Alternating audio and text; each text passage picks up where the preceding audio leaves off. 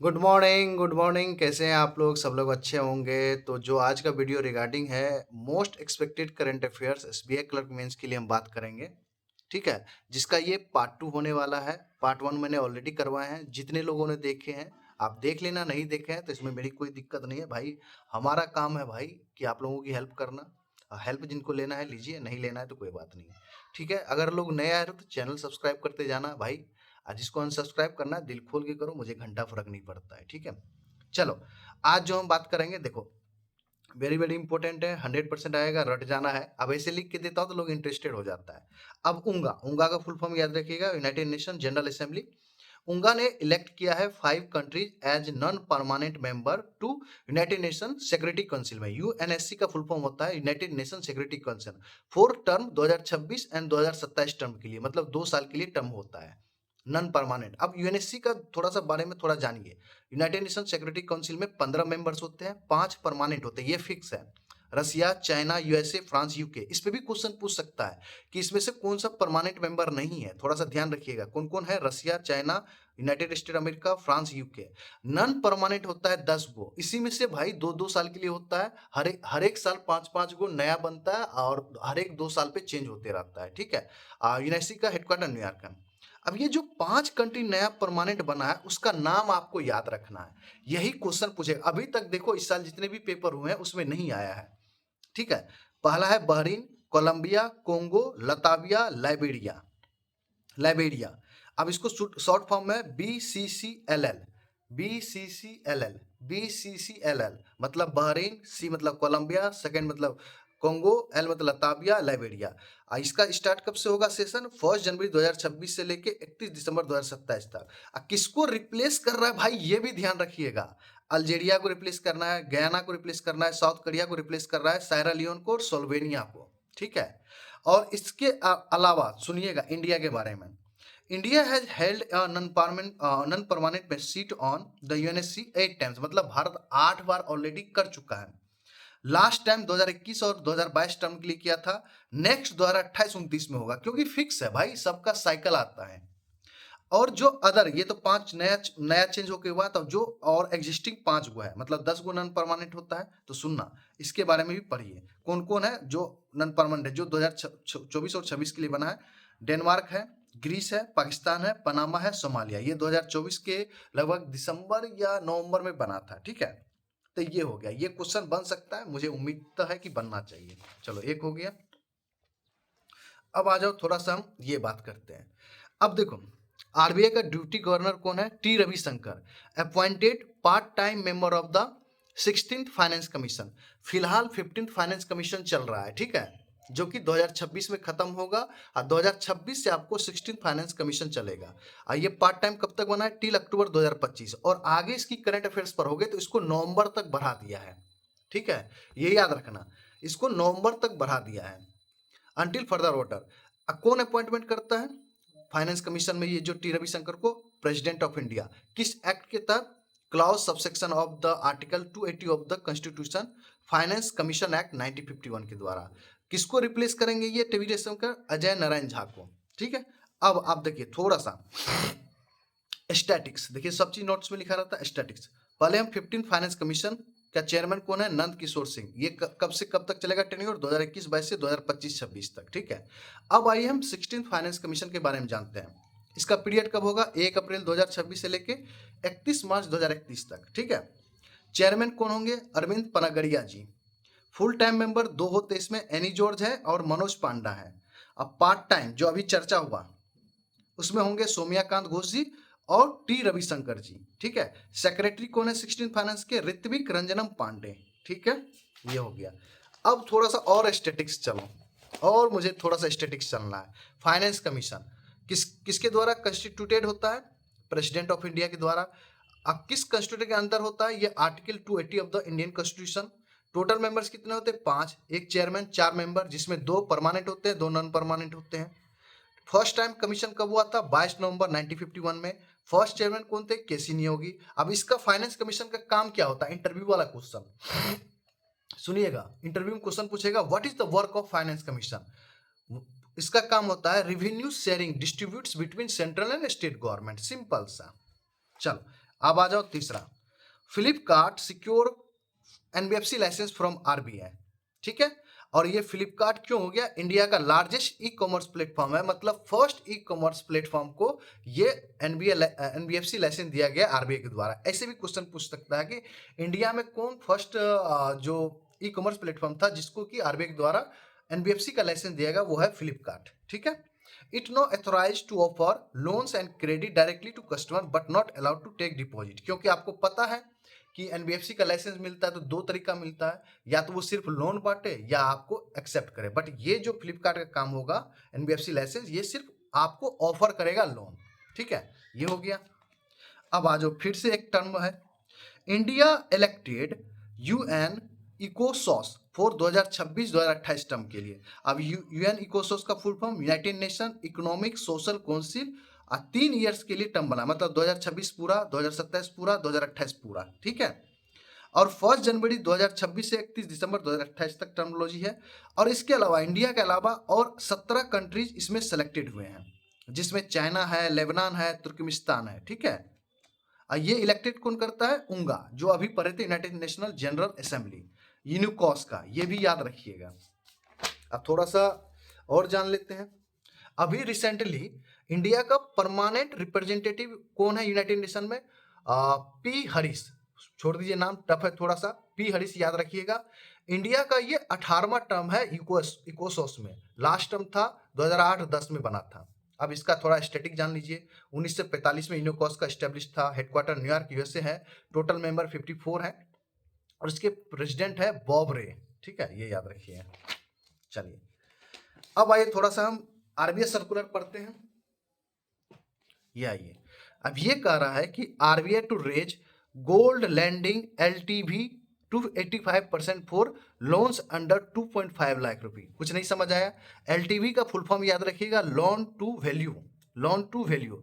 अब एलटीवी क्या है? यहाँ पे लिखा हुआ 85% फॉर लोन्स अंडर 2.5 लाख। अब देखिए, जैसे आपने बैंक में गोल्ड जमा किया, ठीक है, सुनना ध्यान से, मैं समझाने की कोशिश कर रहा हूँ।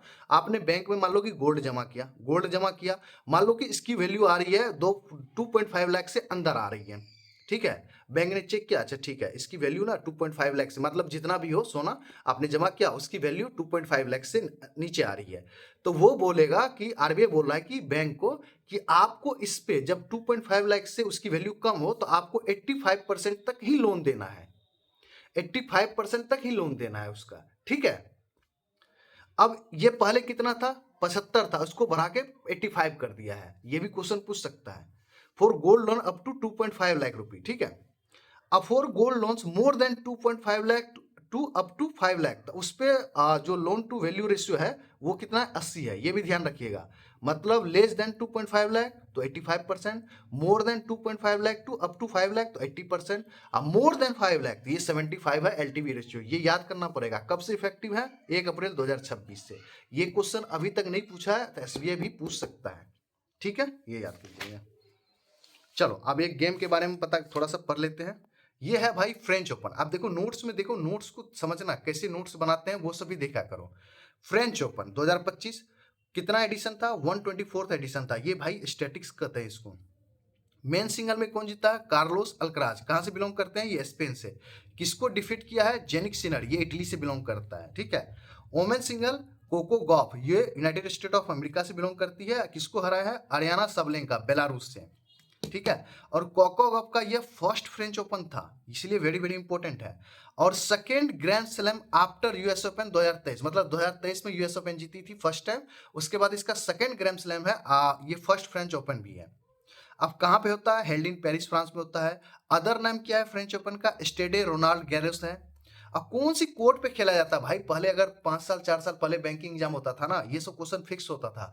कौन से कोर्ट पे होता है? क्ले कोर्ट पे होता है, रेड कलर का होता है, ठीक है। ये हो गया। मेंस डबल ये सब छोड़ दो, कोई इंपॉर्टेंट नहीं होता ना। अब देखो ये सिंपल सा दिख रहा है ना कि पीएम मोदी अटेंड करेंगे G7 समिट 2025 इन कनाडा, क्योंकि G7 का समिट जो होना था कनाडा में। कौन सा addition? 51st addition, Alberta Canada में। 6 टाइम अटेंड करेंगे मोदी जी, ठीक है। First time Indian Modi attend, ठीक है, अटल बिहारी।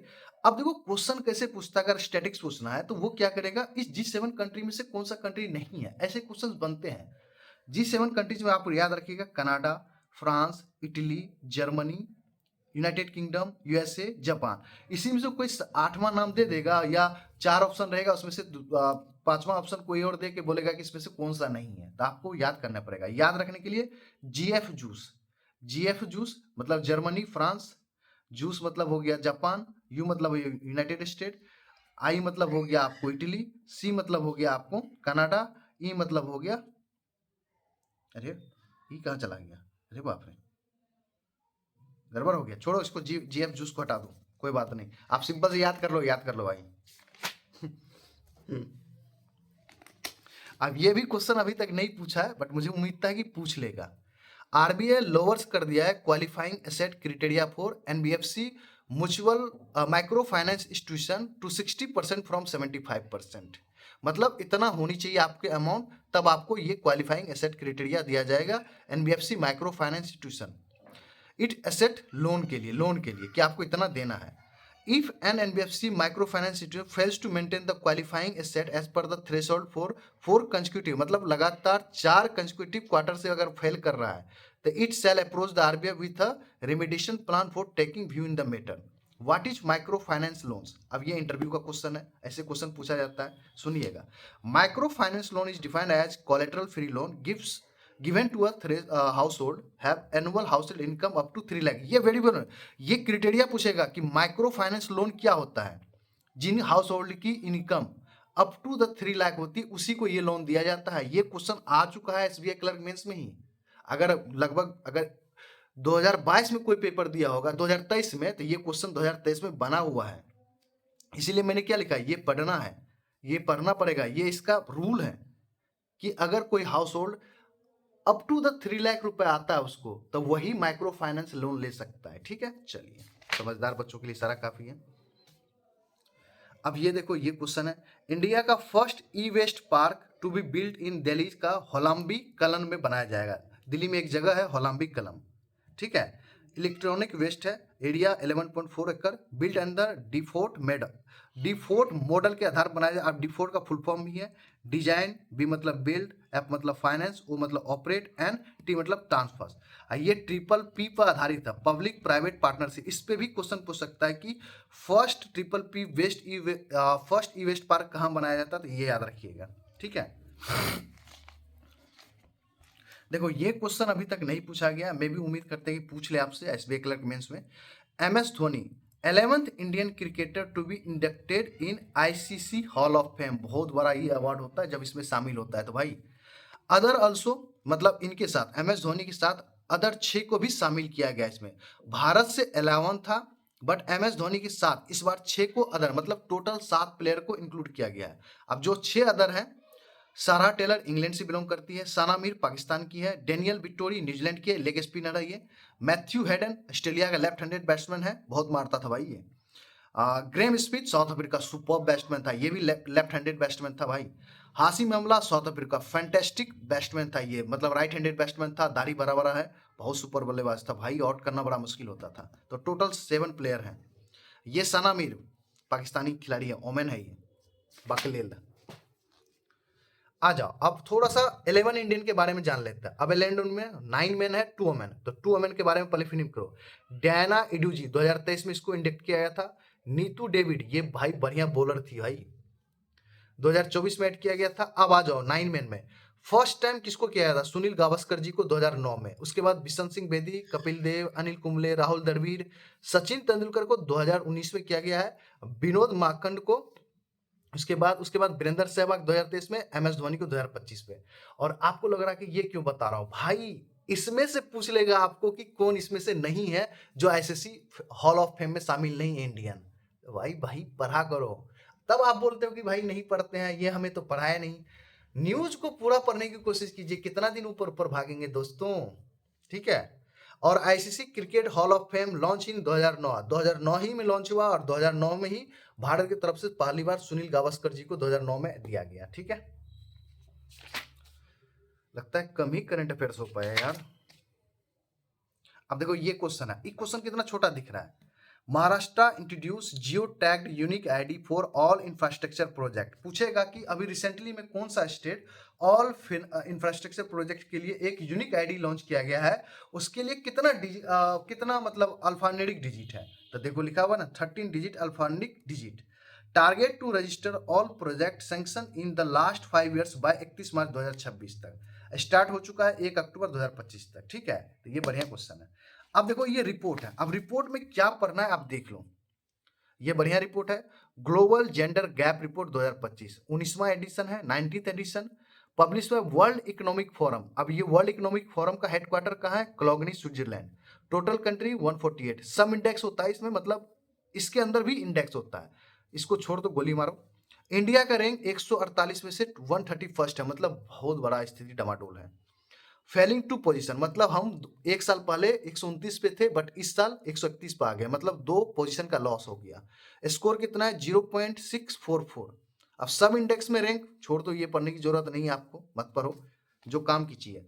फर्स्ट पे जहां पे गैप जेंडर इंडेक्स बहुत बढ़िया है, फर्स्ट पे आइसलैंड है, 16 कंसेक्यूटिव टाइम ये बना है भाई। सेकेंड पे फिनलैंड, थर्ड पे नॉर्वे, फोर्थ पे यूके, फिफ्थ पे न्यूजीलैंड, लास्ट जो 145 है पाकिस्तान हमारे भाई। क्या कहें, इसका नाम सुन के तो मिर्ची लग जाता है मेरे को। इंडियाज का नाइबर कंट्री रैंक देखो 24th पे, सबसे बढ़िया अगर एशिया में कहा जाए तो बांग्लादेश है 0.775। 119 पे है भूटान का, 125 पे नेपाल का, 130 पे श्रीलंका, 138 पे मालदीव्स। तो ये इतना चीज पढ़ना होता है आपको, ठीक है।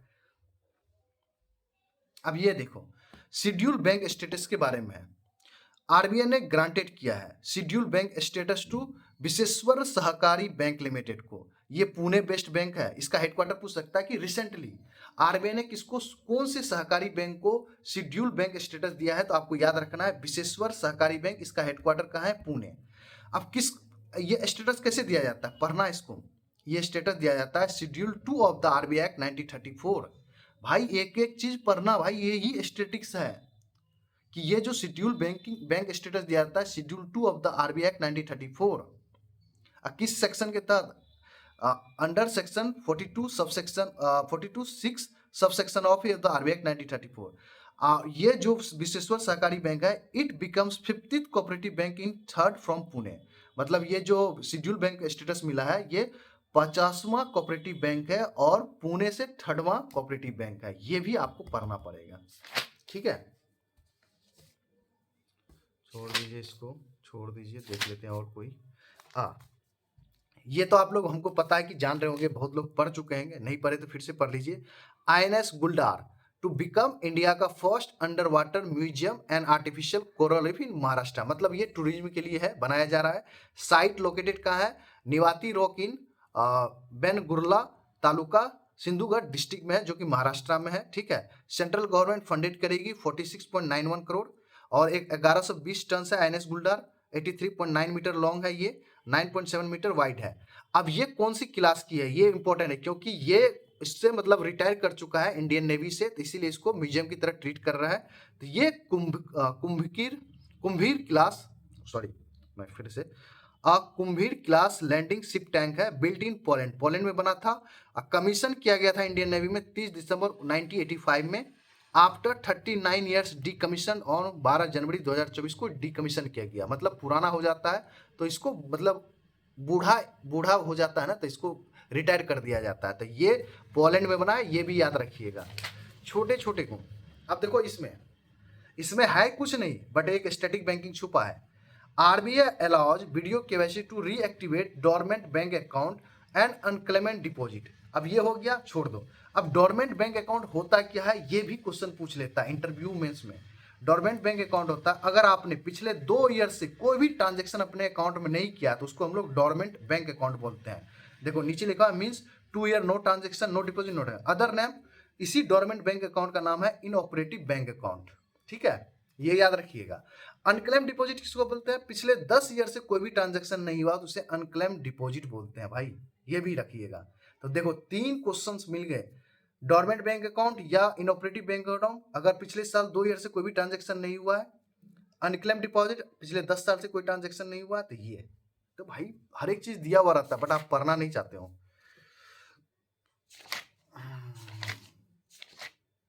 चलिए आज का सवाल खत्म करते हैं। Thank you very much, good luck, love you guys. आप लोग मस्त हैं, एकदम मस्त होके रहिए। Take care, bye bye, enjoy कीजिए।